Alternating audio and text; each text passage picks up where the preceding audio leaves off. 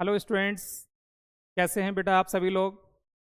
तो चलिए बच्चों, आज हम एक चैप्टर स्टार्ट करते हैं आप लोगों के लिए, जिसका नाम है बेटा कैपिटल स्ट्रक्चर।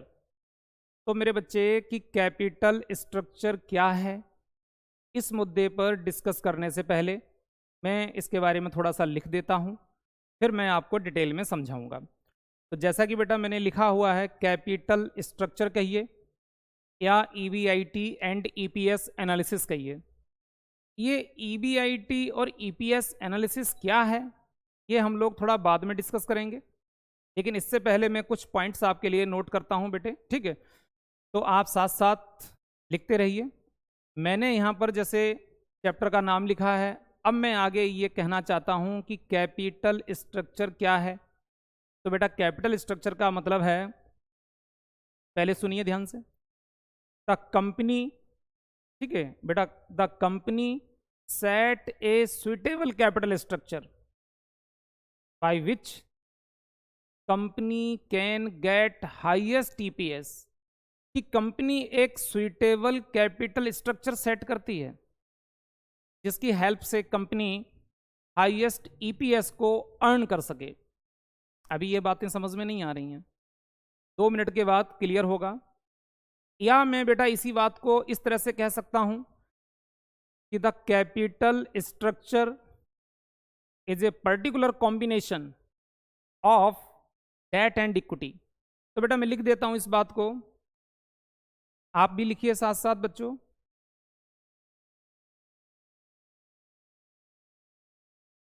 मैंने यहां पर लिखा बेटा, the capital structure,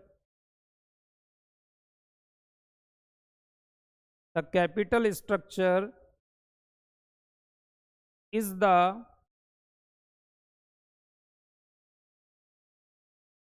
particular combination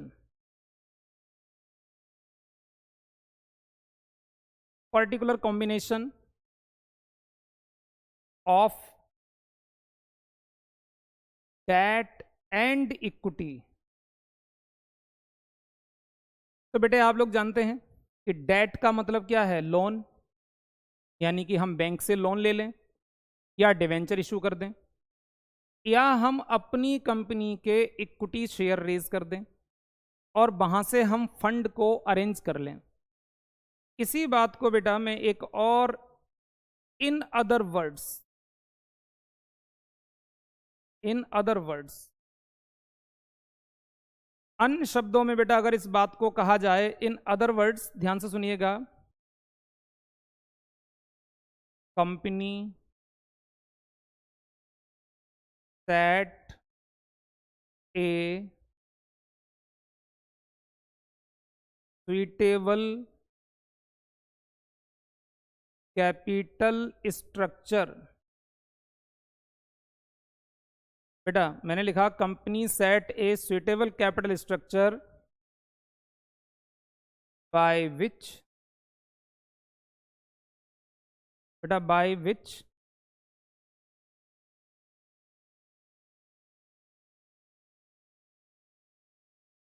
company can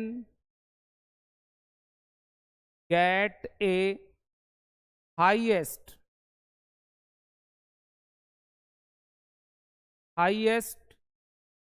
EPS।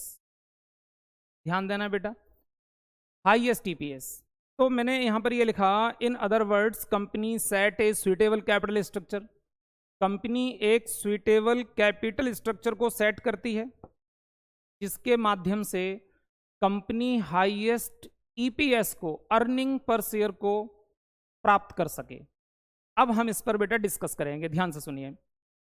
मैंने कहा कि चैप्टर है बेटा कैपिटल स्ट्रक्चर का।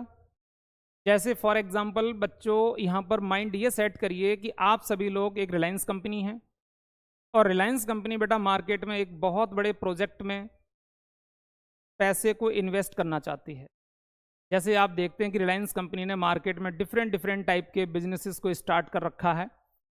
जैसे मैं आपके लिए एक यहाँ पर एक एग्जांपल दे रहा हूँ बच्चों, ठीक है। आप स्क्रीन पे ये देखिए बेटा, ये एक रिफाइनरी का प्रोजेक्ट है बेटा, जो ओशियन में लगता है, समुद्र में लगता है। और गहरे पानी के अंदर से जाकर के मशीनों की हेल्प से क्रूड ऑयल, कच्चे तेल को निकाला जाता है, उसे प्रोसेस किया जाता है, तब मार्केट में बेटा ये डीजल पेट्रोल हम लोगों को मिलता है। तो मैं यहाँ पर ये एज्यूम कर लेता हूँ बेटा कि मुकेश अंबानी जी एक बहुत बड़ा रिफाइनरी का प्रोजेक्ट लगाने वाले हैं और इसकी कैलकुलेशन की गई कि भाई एक्सपेंस कितना होगा, तो पता चला कि 1000 करोड़ रुपए, बेटा 1000 करोड़ रुपए की जरूरत है। अब सवाल उठता है कि बेटा 1000 करोड़ रुपया कहाँ से आएगा? तो ध्यान से समझना, अगर बेटा मुकेश अंबानी जी चाहें तो वो किसी भी बैंक वालों को अगर ये बोल दें कि भाई मुझे 1000 करोड़ रुपए का लोन चाहिए, फटाफट मिल जाएगा, इतनी गुडविल है। अगर वो शेयर इशू करना चाहें तो उनके शेयर भी इशू हो जाएंगे, डिवेंचर इशू करना चाहें तो बेटा डिवेंचर भी इशू हो जाएंगे। लेकिन वो ऐसा नहीं करते हैं, क्योंकि उन्हें फाइनेंस की जानकारी है, उनके फाइनेंशियल प्लान बड़े स्ट्रॉन्ग होते हैं, तभी तो कंपनी सक्सेस गेन करती चली जा रही है। तो बात को ये समझिए मेरे बच्चे, अगर कोई व्यक्ति ऐसी गलती करता है कि सारा का सारा 1000 करोड़ रुपए का लोन बैंक से ले लिया, या सारे डिवेंचर इशू कर दिए, या 1000 करोड़ के इक्विटी शेयर रेज कर दिए, तो बेटा ये बहुत एक्सपेंसिव साबित होगा, क्योंकि हर चीज़ में थोड़ी अच्छाई होती है, उसके बाद उसमें कुछ नेगेटिविटी भी आने लगती है। तो हमारे फाइनेंस मैनेजर को ये चाहिए कि वो बड़ा दिमाग लगा करके ये प्लान बनाए कि मैं कितना बैंक से लोन लूं जो महंगा साबित ना हो, कितने इक्विटी शेयर इशू करूं कि वो भी मेरे लिए महंगे साबित ना हो। क्योंकि जैसे आप जानते हो कि बेटा अगर बैंक से हम लोन थोड़ा लेते हैं तो रेट ऑफ इंटरेस्ट थोड़ा कम रहता है, जैसे जैसे लोन बढ़ने लगता है तो बैंक वालों के भी फिर डिफरेंट डिफरेंट टाइप के प्रोसीजर्स, उनके रेट ऑफ इंटरेस्ट भी अलग अलग होने लगते हैं। जिसको मैं एक डिफरेंट एग्जांपल से आपको समझाना चाहूँगा कि जिस बच्चे ने इस बात को पहले कभी नहीं जाना है तो वो सोचेगा कि भाई मैं अलग अलग मोड से पैसे को अरेंज क्यों करूं। इसके लिए एक एग्जांपल देते हैं, सुनो।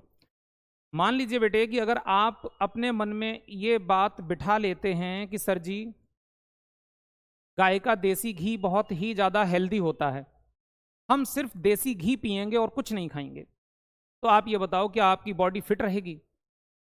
अगर कोई स्टूडेंट ये कहता है सर जी फ्रूट्स खाना बड़ा अच्छी चीज़ है, हम तो सिर्फ फ्रूट्स खाएंगे और कुछ नहीं खाएंगे, तो क्या आपकी बॉडी बिल्कुल परफेक्ट रहेगी? बिल्कुल नहीं।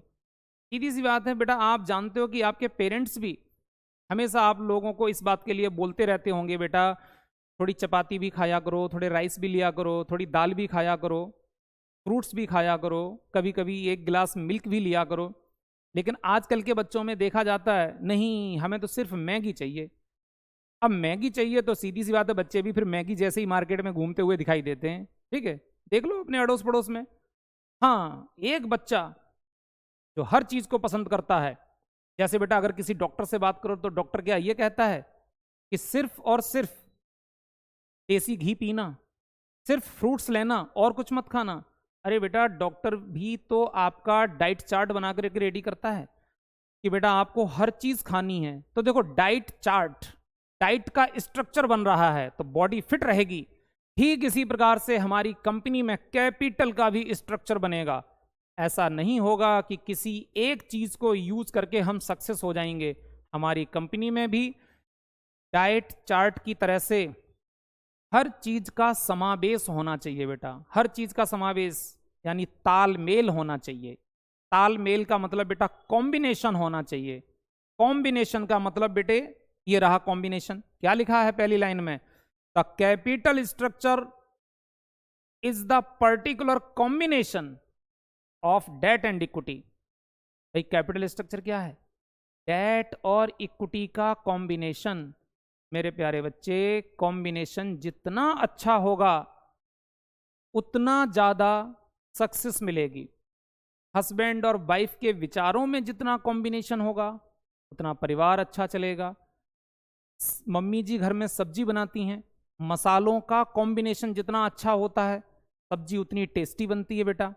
कंपनी के अंदर बैलेंस शीट में कैपिटल के स्ट्रक्चर में जितना बेहतरीन कॉम्बिनेशन होगा, थोड़ा इक्विटी, थोड़ा डेट, थोड़े प्रेफरेंस शेयर, थोड़ा डिवेंचर, तो कंपनी की कॉस्ट कम आएगी बेटा जब कॉस्ट कम आएगी तो जो मैंने आपको ये प्रोजेक्ट दिखाया है 1000 करोड़ रुपए लगाएंगे मार्केट में, और एज्यूम कर लेता हूं बेटा, सपोज करिए कि 20 करोड़ रुपए हर साल हम कमाएंगे। ये लिखा रहेगा आपके क्वेश्चन में बेटा, 20 करोड़ रुपए हर साल कमाएंगे, और उसमें से थोड़ा बैंक वालों को इंटरेस्ट दे देंगे, थोड़ा डिवेंचर वालों को इंटरेस्ट दे देंगे, इक्विटी शेयर वालों को थोड़ा डिविडेंड दे देंगे। उसके बाद में ढेर सारा प्रॉफिट हमारी कंपनी के पास बचेगा, और जब अच्छा प्रॉफिट बचेगा और फिर वो मेरी कंपनी के नंबर ऑफ शेयर से डिवाइड किया जाएगा, तो कॉमन सी बात है पर शेयर के हिस्से में प्रॉफिट का रेशो बहुत ज़्यादा आएगा। इसी को बोला जाएगा मेरे बच्चे ईपीएस, अर्निंग पर शेयर। और मेरे लाल, जिस कंपनी का ईपीएस इंक्रीज हो जाएगा उस कंपनी की मार्केट, उस कंपनी की गुडविल रातों रात आसमान छू जाएगी।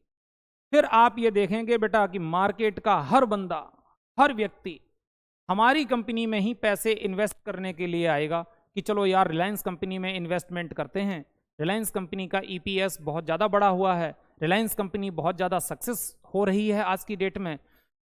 तो बेटा हमारी कंपनी सक्सेस क्यों हो रही है? Because of suitable capital structure.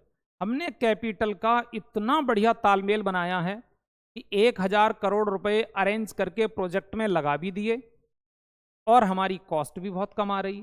मैंने महंगा लोन नहीं लिया है, मैंने महंगे डिवेंचर इशू नहीं किए हैं, मैंने बहुत तरीके से दिमाग लगा करके डिफरेंट टाइप की कैपिटल को बेस बनाया और पैसे को अरेंज करके बिजनेस में लगा दिया।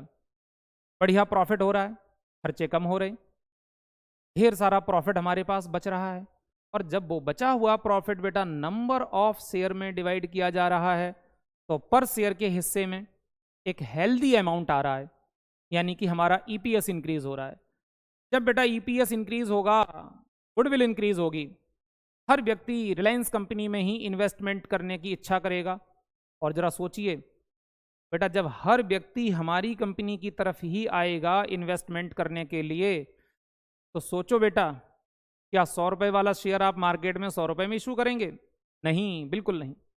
आप तुरंत अपनी पॉलिसी चेंज करेंगे और 100 रुपीज़ वाला शेयर 120 रुपए में, 150 रुपए में, 500 रुपीज़ में इशू करेंगे। बात समझ रहे क्या कहना चाह रहा हूं? यानी कि हमारा एक शेयर प्रीमियम पर इशू होना चालू हो जाएगा। और बेटा जितना ज़्यादा प्रीमियम आएगा, जितना ज़्यादा बेटा प्रीमियम आएगा, हमारी कंपनी उतनी ही जल्दी सक्सेस होगी, स्ट्रांग होगी।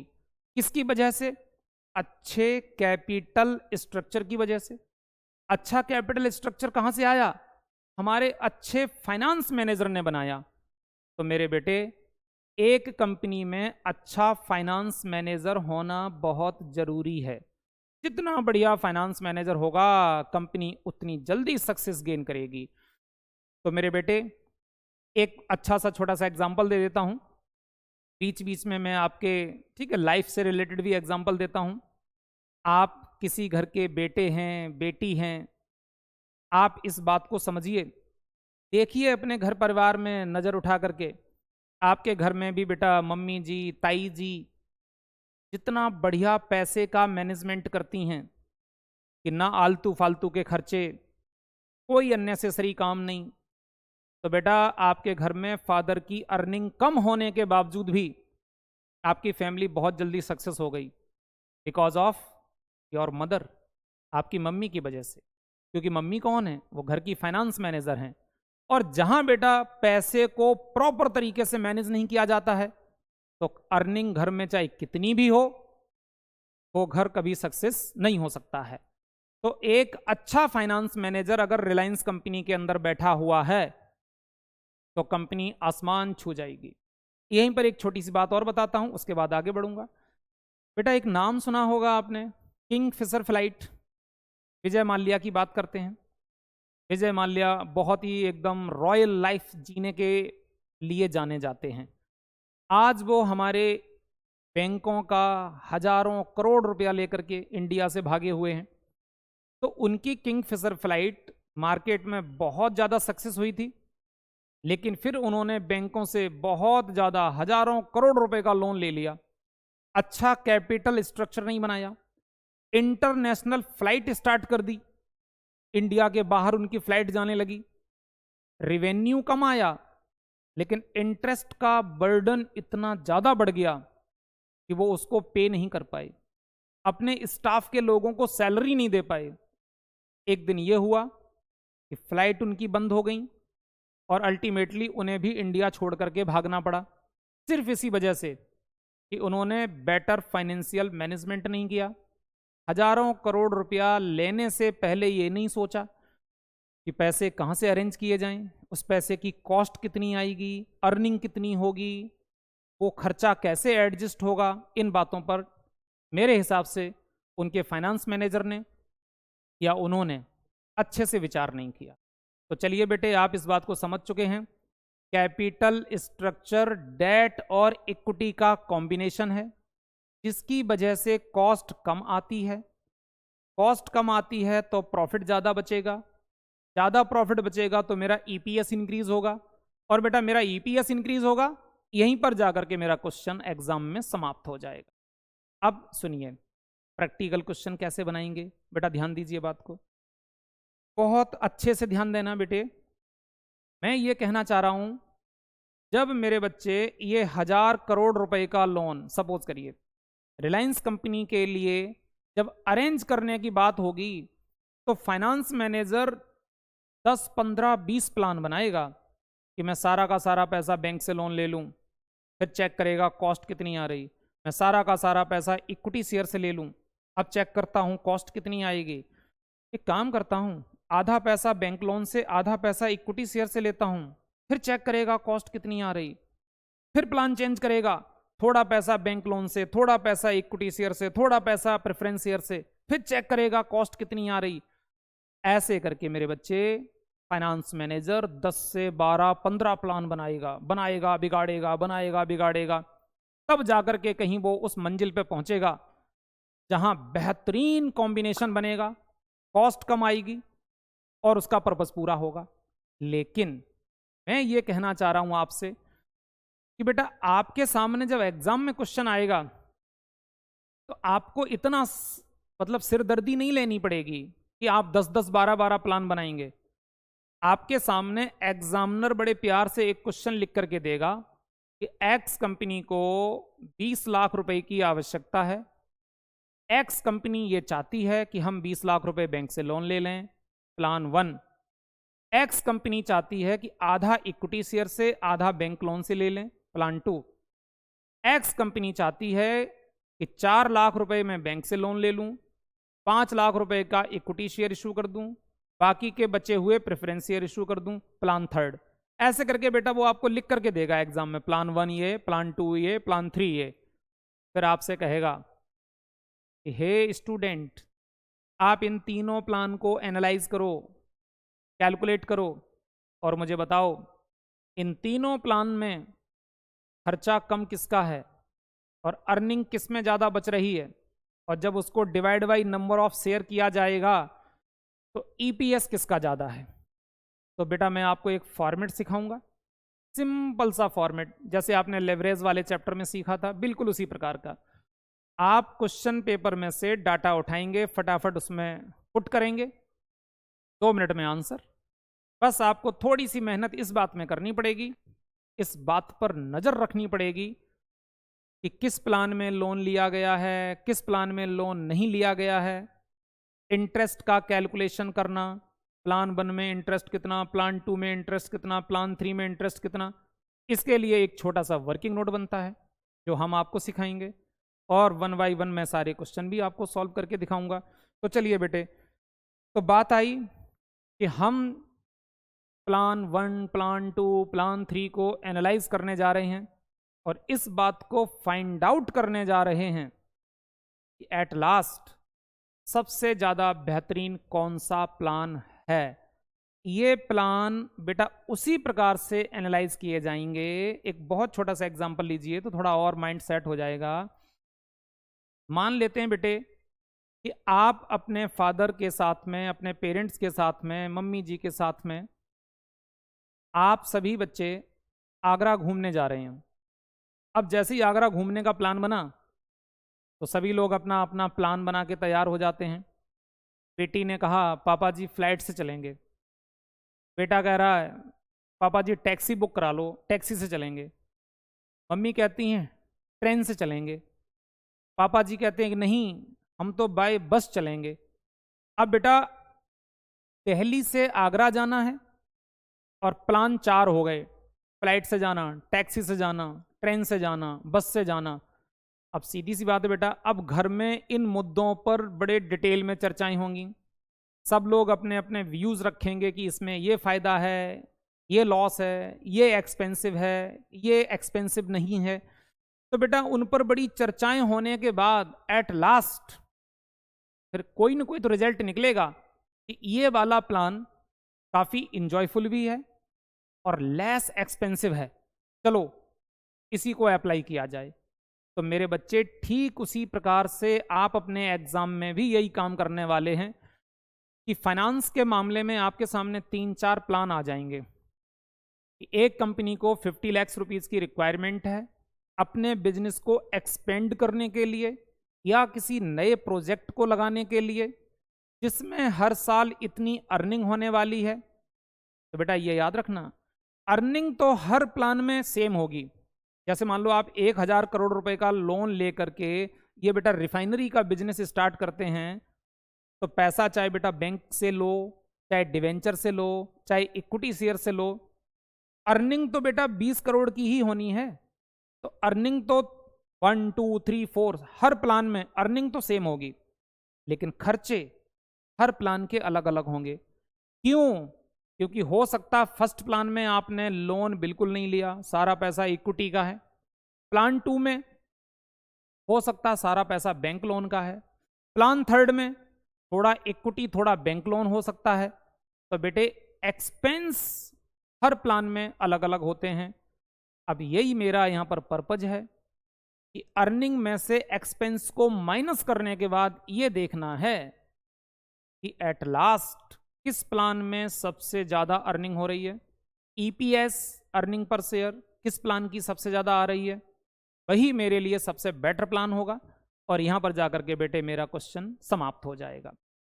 तो चलिए बच्चे, अब हम आपके लिए यहाँ पर बना देते हैं एक बढ़िया सा फॉर्मेट।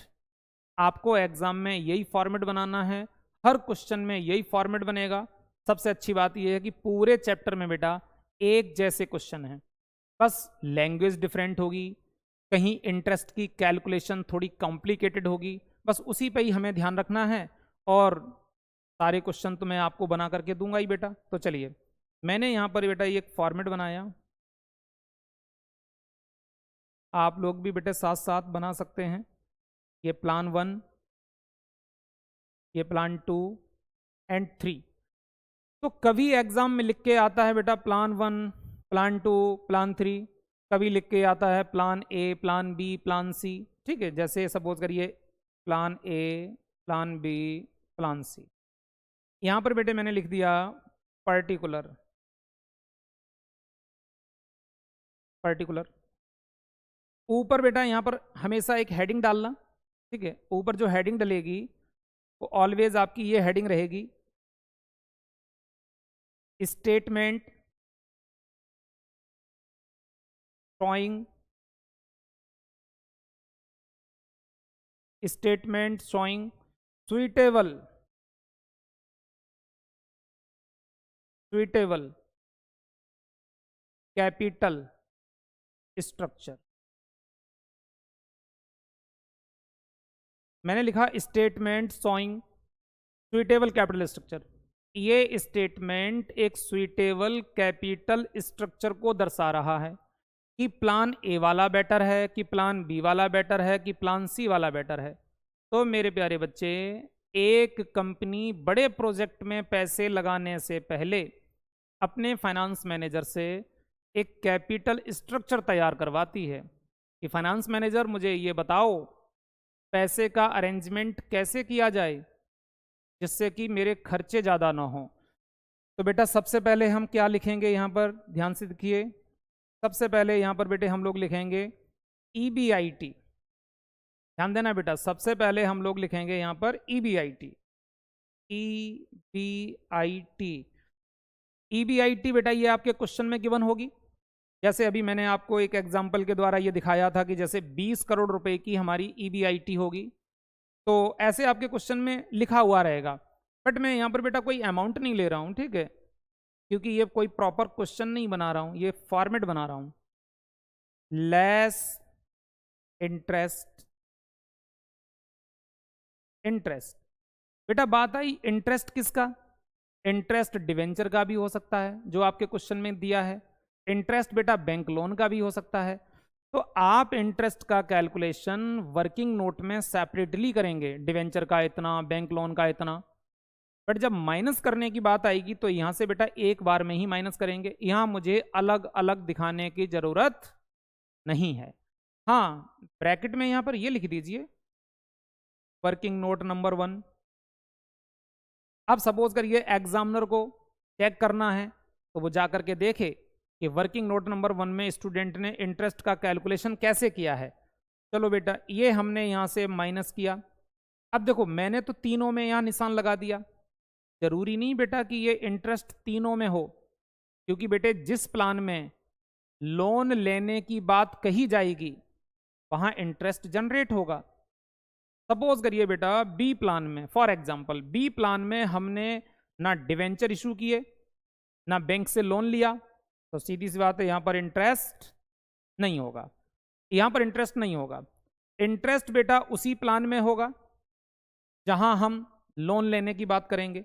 चलो ये मैंने माइनस किया, यहां डैश लगाया, इसको बेटा माइनस करने के बाद अब हमारे पास जो अमाउंट बचा ये क्या कहलाएगा बच्चे, ये कहलाएगा EBT, earning before tax. EB और T, अर्निंग बिफोर टैक्स। ये वो अर्निंग है जिसमें से अभी सरकार को टैक्स नहीं दिया है, तो चलो बेटा टैक्स माइनस करते हैं, लेस टैक्स। अब आप पूछेंगे कि सर जी टैक्स कितना माइनस किया जाएगा, तो बेटे टैक्स का परसेंटेज क्वेश्चन में गिवन होगा, 30%, 40%, जो भी परसेंटेज दिया हो उस परसेंटेज को बेटा इस EBIT पर कैलकुलेट कर लेना और माइनस कर देना।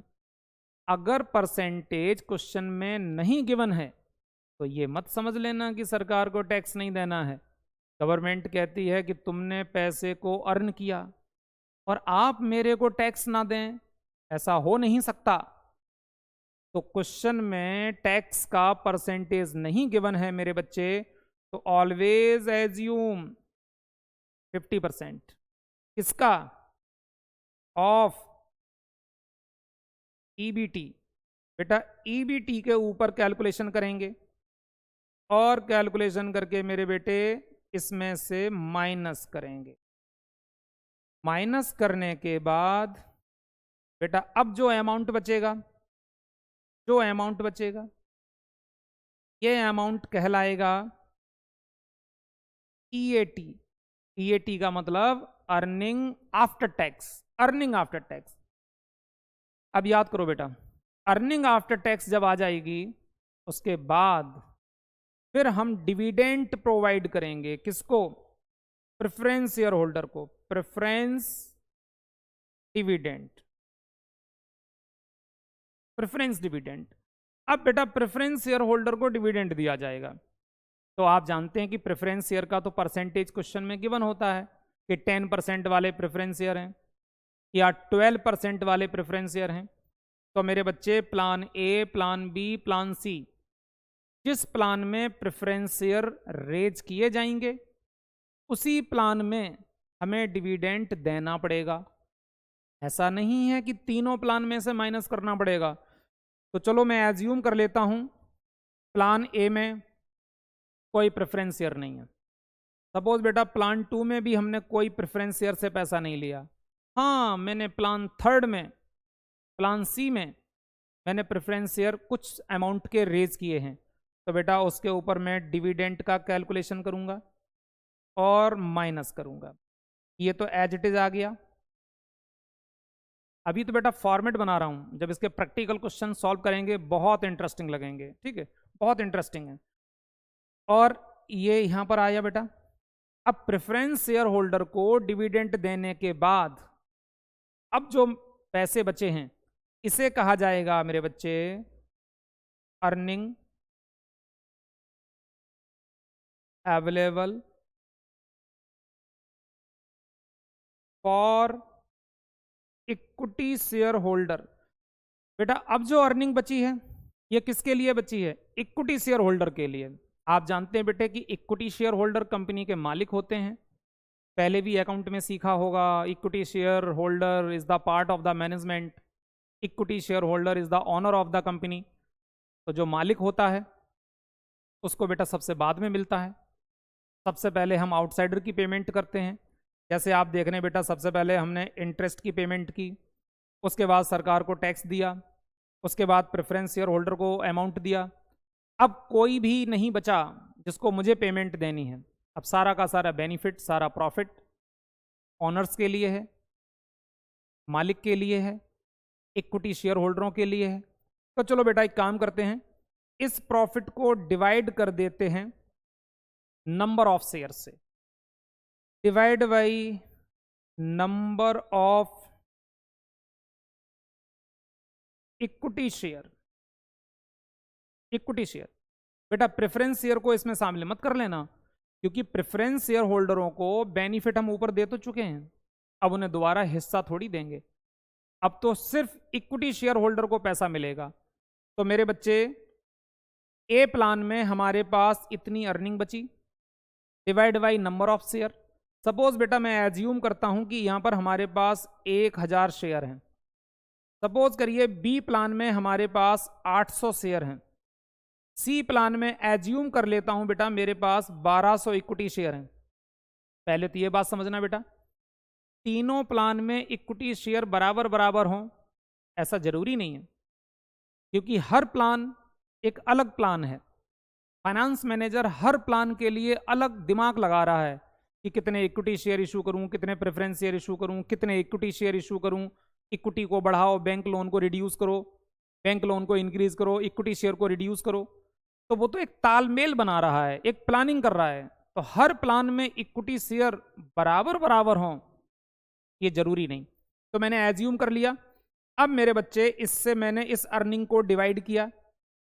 डिवाइड करके मैं फिर से एक बार एज्यूम करता हूं बेटा कि डिवाइड करके मान लीजिए यहां पर आ गया 10 रुपीज, यहां पर आ गया बेटा 12 रुपीज, यहां पर आ गया 11.50।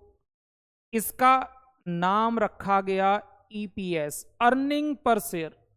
तो बेटा रिजल्ट ये आ गया कि फाइनेंस मैनेजर ने ये 3 प्लान बनाए और रिजल्ट ये निकल के आया कि अगर हम प्लान ए के अकॉर्डिंग अपनी कंपनी के लिए 1000 करोड़ रुपए अरेंज करें और बिजनेस में लगाएं, तो सारे खर्चे माइनस करने के बाद एक शेयर के हिस्से में 10 रुपए का बेनिफिट जाएगा। प्लान बी की अगर बात करें तो वहां स्थिति कुछ ऐसी बन रही है कि सारे खर्चे माइनस करने के बाद जो अर्निंग बचेगी, और यहां नंबर ऑफ शेयर भी कम है, जब इन शेयरों से इस बेनिफिट को डिवाइड किया जाएगा तो एक शेयर के हिस्से में 12 रुपए का बेनिफिट आ रहा है। थर्ड प्लान में जाकर के देखूं प्लान सी में, तो वहां 11 रुपए 50 पैसे का बेनिफिट पर शेयर के हिस्से में आ रहा है। तो बेटा देखा जाए तो प्लान तो तीनों ही बेहतर हैं, लेकिन सबसे अच्छा प्लान कौन सा है? आप देख रहे हैं कि बेटा सबसे ज्यादा बेहतर हमारा जो प्लान है वो प्लान बी है। अब मेरे बेटे एग्जाम में आप क्या करोगे? वैसे तो यहां पर क्वेश्चन समाप्त हो गया, लेकिन क्वेश्चन को अभी यहां छोड़ना नहीं है। पूरा क्वेश्चन बनाने के बाद फिर नीचे नोट करके लिखोगे, नोट, और यहां पर एक एडवाइस लिखोगे, it is advice to management. आप ये मान लीजिए थोड़ी देर के लिए you are the finance manager of Reliance industry, आप रिलायंस इंडस्ट्री के फाइनेंस मैनेजर हैं। अब आप मुकेश अंबानी जी को रिपोर्ट कर रहे हैं, it is advice to management, management को यह सलाह दी जाती है। क्या सलाह दी जाती है? That plan B is more beneficial, plan B बहुत अच्छा है, because here is a highest EPS, क्योंकि यहां पर ईपीएस सबसे ज्यादा है, देखो ना 12 रुपए है। हियरफॉर इट शुड बी इम्प्लीमेंटेड, लिहाजा इस प्लान को इम्प्लीमेंट किया जाए, लागू किया जाए। तो मेरे बच्चे याद रखना, बड़े सारे स्टूडेंट क्या करते हैं कि plan A, plan B, plan C, teacher ने जैसे सिखाया बच्चे ने रट लिया, एग्जाम में जा करके क्वेश्चन सॉल्व किया, सॉल्व करके क्वेश्चन छोड़ दिया और एग्जामिनर को बोल दिया, हे एग्जामिनर मैंने तीनों प्लान बना दिए, अब देख ले तेरे को कौन सा अच्छा लगता है इसमें से। अरे ऐसे मार्क्स थोड़ी मिलते हैं, एग्जामिनर भी समझ जाता कि बच्चा रट के आया है। एग्जामिनर को पूरा कैलकुलेशन दिखाइए, वर्किंग नोट बना करके दिखाइए, फिर नीचे एडवाइस लिख करके दिखाइए कि तीनों प्लान में से सबसे ज्यादा बेहतर प्लान कौन सा है, ए या बी या सी। तो एग्जाम में तो बेटा कोई सा भी आ सकता है, ए आ सकता, बी आ सकता, सी आ सकता, बट मैंने यहाँ समझाने के लिए जो बेस बनाया है वो मैंने बी प्लान को बेटर दिखा दिया। ये बेटा पूरा फॉर्मेट कंप्लीट हो गया। इस फॉर्मेट को प्लीज सभी बच्चे बहुत अच्छे से याद करें, पूरे चैप्टर में यही चलेगा। सबसे पहले ईबीआईटी लेस इंटरेस्ट, उसके बाद आ गया ईबीटी लेस टैक्स, टैक्स के बाद आ गया EAT earning after tax, earning after tax में से लेस प्रेफरेंस डिविडेंड। हाँ कभी कभी क्वेश्चन ऐसा आता है बेटा जिसमें पूरे क्वेश्चन में प्रेफरेंस शेयर कहीं पर रेज ही नहीं होते हैं, कहीं पर रेज नहीं होते हैं, तो plan A, plan B, plan C सभी में डैश डैश डैश खाली निकल जाता है। तो कोई स्टूडेंट ये भी कहता है कि सर जब प्रेफरेंस शेयर हैं ही नहीं तो उनको फिर यहाँ पर दिखाने की जरूरत क्या है। मैं कहता हूँ बेटा बात तो बिल्कुल ठीक है, लेकिन ये हमारे फॉर्मेट के प्रेजेंटेशन का पार्ट है। प्रेफरेंस शेयर क्वेश्चन में गिवन है तो ठीक है, डिविडेंड को माइनस करिए, अगर नहीं गिवन है तो क्या प्रॉब्लम है, एक लाइन में लिख दीजिए और सारे प्लान में डैश लगा दीजिए, देखने में अच्छा लगता है। एग्जामिनर आपकी नॉलेज के बारे में जान पाता है कि बच्चा कंप्लीटली ये भी जानता है कि भाई यहाँ पर प्रेफरेंस ईयर भी आते हैं। तो बेटा प्रेफरेंस ईयर क्वेश्चन में गिवन है या नहीं है, हम पूरा कंप्लीटली लिखेंगे और पूरी अच्छे से प्रेजेंटेशन देंगे। तो बेटे ये टॉपिक कंप्लीट हुआ। नेक्स्ट क्लास में हम लोग बेटा इसके प्रैक्टिकल क्वेश्चन सॉल्व करेंगे। ओके मेरे बच्चे, ऑल द बेस्ट बेटा।